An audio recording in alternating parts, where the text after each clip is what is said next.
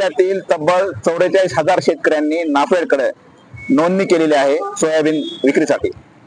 6 February रोजी बीड जिल्ह्यातले soybean हमीभाव खरेदी केंद्र बंद झालेले आहेत आणि आतापर्यंत केवळ 20,000 शेतकऱ्यांची खरेदी झालेली आहे आणि तब्बल निम्म्यापेक्षा जास्त 23,000 शेतकरी हे सोयाबीन विक्रीपासून वंचित राहिले आहेत। त्यांचं सोयाबीन शेत घरात पडू नये यामुळे शेतकऱ्यांना खुल्या भावानं विक्री करावी लागते। खुल्या भावानं विक्री करताना सध्या जो हमी भाव आहे 4,800, खुल्या भावामध्ये विक्री करताना 3500 पासून 3800 पर्यंत विक्री करावी लागते। त्यामुळे शेतकऱ्याला प्रत्येक क्विंटल पाठीमागं 1,000 रुपये आर्थिक नुकसान आहे।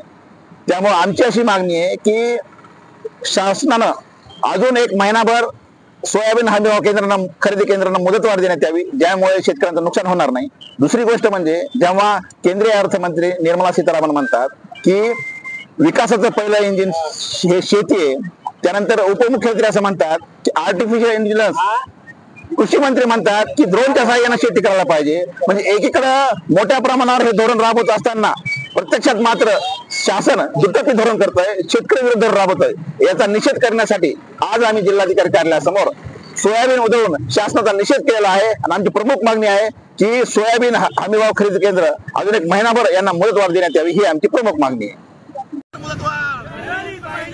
सोयाबीन हमीभाव खरेदी केंद्रांना महिनाभर मुदतवाढ मिळालीच पाहिजे। सोयाबीन हमीभाव खरेदी केंद्रांना महिनाभर मुदतवाढ मिळालीच पाहिजे।